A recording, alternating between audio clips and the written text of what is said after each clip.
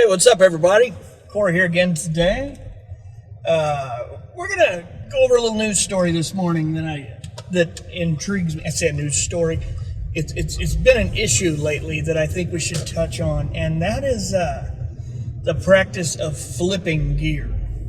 Now, I'm not talking about like what Trogley does, where he makes a living buying things at a little bit of a bargain price, flips them, turns a reasonable profit at reasonable prices, and makes a living. I love his channel.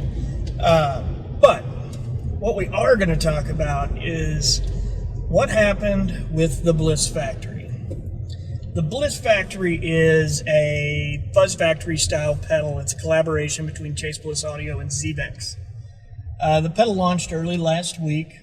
Limited edition, only a handful of them made. They were launching at $350 MSRP, which is pretty common for that kind of stuff.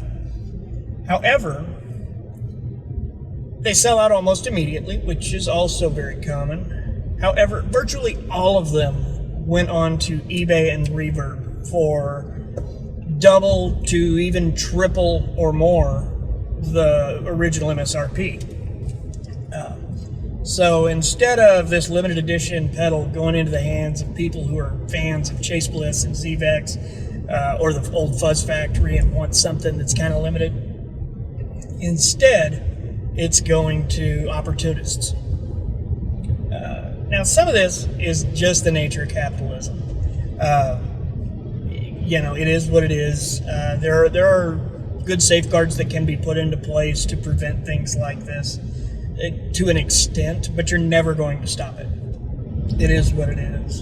And in a very upset announcement the other day, Chase Bliss issues a company statement on its social media channels and stuff, saying that they're just not going to do limited runs anymore.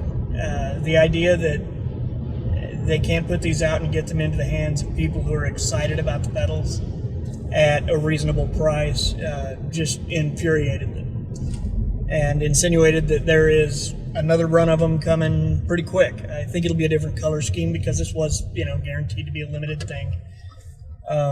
But they're not going to be the only Bliss Factories on the market for long. In real short order, there's going to be a bunch.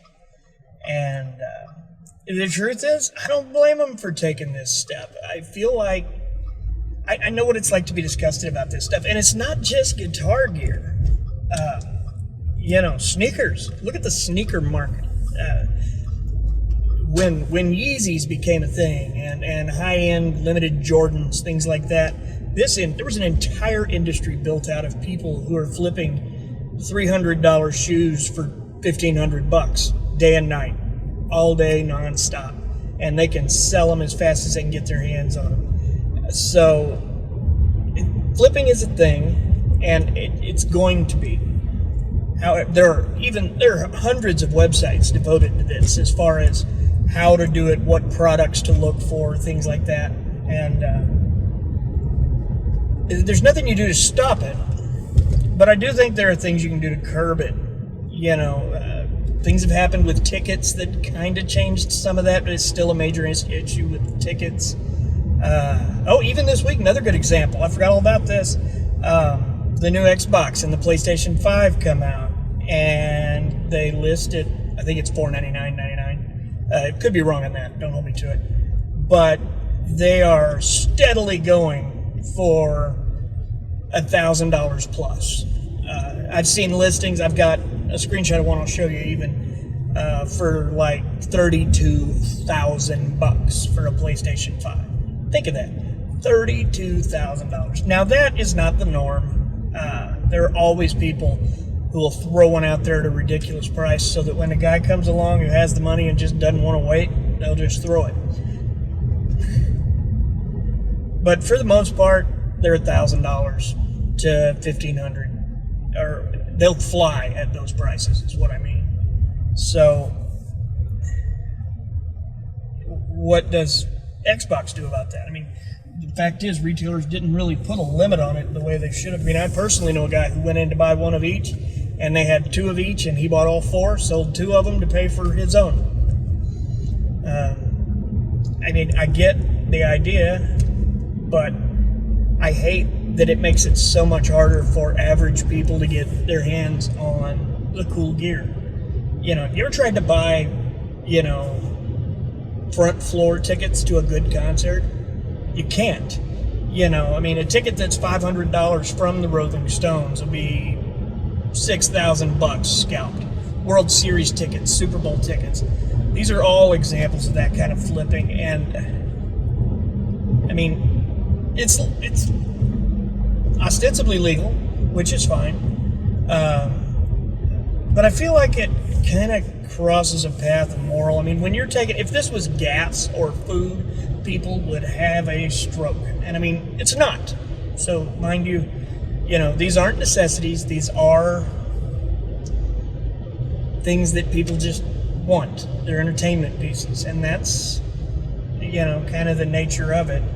But should there be some kind of cost controls on these things? Should there be I mean, and how would you do it? I mean, how would eBay and Reverb have to police that? I don't know.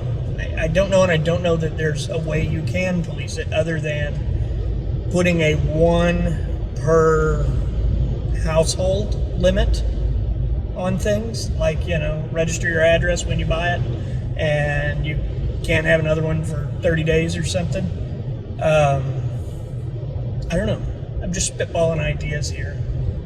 You know, the fact of the matter is, people love to get their hands on this. Oh my gosh, here's one I forgot. The Klon KTR. When the KTR was coming out, he's selling them for, I can't remember if it was $350 or $5. May have even been $3. I'll double check and put it down here. But those are being bought instantly. Shot up on Reverb and eBay at, you know, double, triple price, $500 steadily and more. Same thing happens with the Analog Man King of Tone. Another pedal I'd love to have, but I'm just not paying that price. And truth is, I don't have the patience to wait on a list. So, you know, that's what I get for that. But I don't know how you combat one while protecting the other. I mean, plenty of people make a living buying and selling guitars, and not all of them own stores. That doesn't make what they're doing wrong. If you can buy a $1,000 guitar for $600, $700 and flip it for $9 to $11, you haven't done anything wrong. You've made money. That's the idea. Sell your gear to make money for more gear. That's the idea. That's kind of how this all works for us. So, but buying something for $100 and selling it for $200, $300, $400, as is the case in most of these instances, is just absurd. And I don't blame Chase Bliss one bit for what they said. They'll just quit doing the limited editions, and I hate that, because some of those limited edition pedals are cool. For the most part, you're looking at different color schemes, or maybe, you know, one extra switch or something that's a little different, but still, I mean, you know, people like to buy that kind of stuff. And the fact that they can't at normal prices because buyers are out here using bots and stuff to mass buy product in seconds, you can't compete with that. There's just not a way. So what's your take on flipping? Do you feel like, you know, it's just the nature of capitalism, let it run its course, do its thing in the free market? Or do you think that there should be some controls put in place with limited editions and such by various builders, various companies, I mean, even Adidas, you know? Do you think they should work harder to prevent this type of mass buy? Like, I mean, even with these companies, when they're selling to stores, you know, there are retail agreements in place. I mean, they can easily add in a thing like, for these shoes, they're limited to 1 per household. Or for this pedal, they're limited to this. And it would be mostly enforceable. I mean, they might be able to go other places and get additional products, but they're not going to just get them all in one shopping cart at one website and have a case of them show up, like is the case now in a lot of ways. So let me know your thoughts. Comment down below. I'd love to see what you think. Is it even a problem? Is it all just bullshit? You know, tell us what's on your mind. But I'd like to thank everyone for taking a minute to watch. Please like, comment, subscribe. We love having the conversation down below. It's a good time, and I'm enjoying getting to know you guys as we move forward. If you have any questions, shoot me a note. But otherwise, that's it for today, and I will catch you in another day or so. Thanks for watching.